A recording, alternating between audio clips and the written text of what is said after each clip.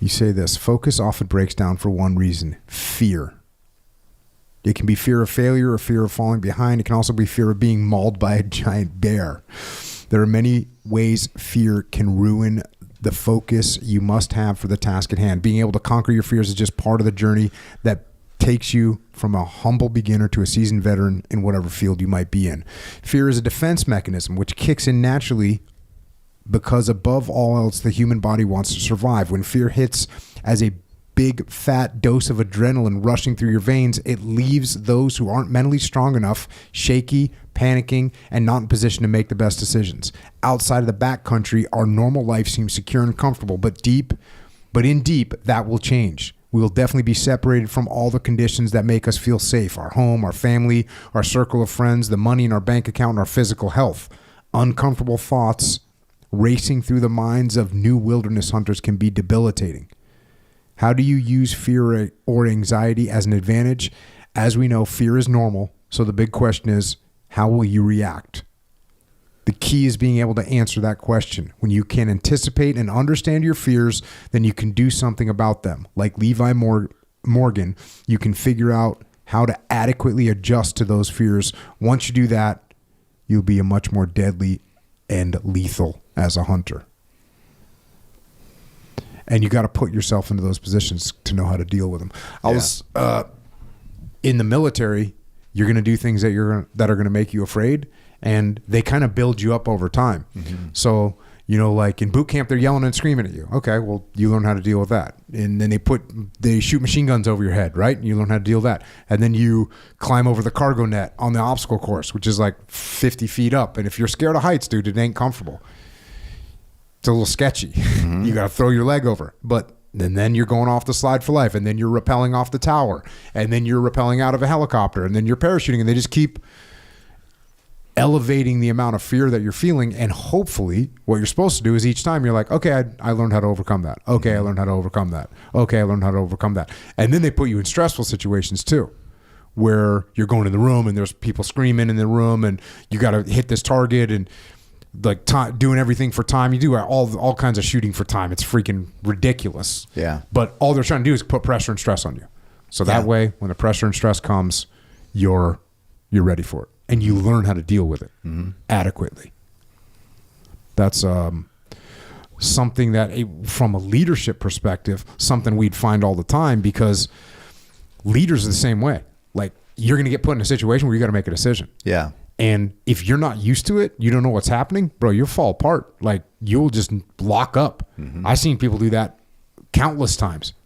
They're in charge, bad things are happening, and they freaking just lock up. Yeah. But I've also seen when we train them properly, they learn how to like, oh, I'm starting to lock up right now. Take a step back, take a breath, look around. All right, make a call. Like, it's that, those are the little small adjustments that you make, and you will learn how to do it. But people that have never done it before, bro, they lock up sometimes. Some types of people. I think maybe the last time I was here, I think you told a story about, I don't know if it was in training or something, but where like, you're like looking at the situation, but then you just like maybe rose up a little bit just to get a different perspective on it. Yep. And so I said this the other day when we were bear hunting with those new guys. I said, here's what I do. When a bull's coming in, I'm getting ready to shoot, I consciously take a deep breath and relax my shoulders, because so many people are just like, fucking this, and they're just like, and do you really think that was going to work? But you're not, but if you could just consciously just like, you rose up and, took a look, if I can just like consciously relax, man, it makes a big difference. Makes a big difference. But to take yourself out of that moment, it's hard, really hard. It's, where I originally learned like the breathing thing is when you talk on the radio in the teams, you don't want to sound panicked. You don't want to sound like you're a freaking, you're panicked. And so you'd be like, see something going on, you go, key up the radio and be like, before you key up the radio, you go, hey, this is Jocko. We need to move to building 54. And everyone thinks you're super cool, right? Yeah, but if you're like, you're going to building 54. And everyone's like, you come back and you're going to get freaking ridiculed. And you'll screw everybody up because now everyone starts to freaking elevate their panic scenario. So yeah, literally taking a breath. I'm glad to hear you say that. Same exact thing. You just go, and it just reminds you like, okay, take a wrap off, relax your shoulders, and we're going to make this hit. That's another thing I've been saying lately. Somebody asked me a question a while ago, like, how do you deal with going into stressful situations? And I was talking about how I'm like super humble, you know, training, getting ready, preparing, like, all right.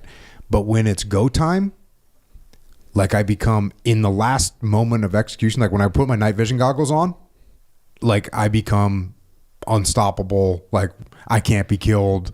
We're going to take on the world. My platoon's the best in the world. No one can stop us.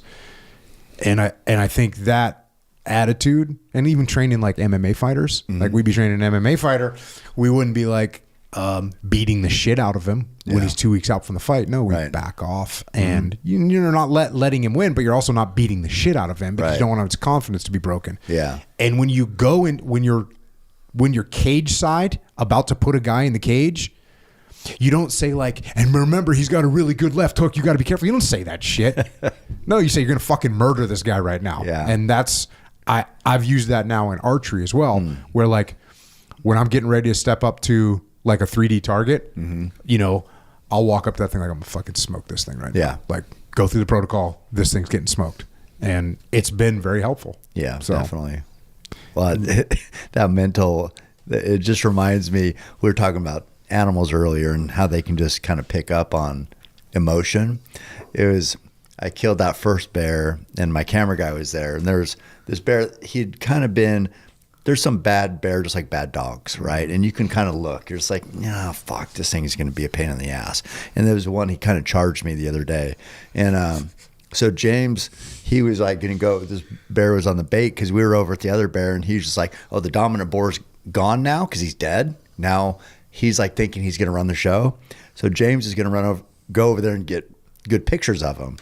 And I'm like, I said, that bear knows. And he's just like, so he's trying to like kind of spook the bear off. And I'm like, you can't lie to that bear, because James was nervous. That bear was not going anywhere.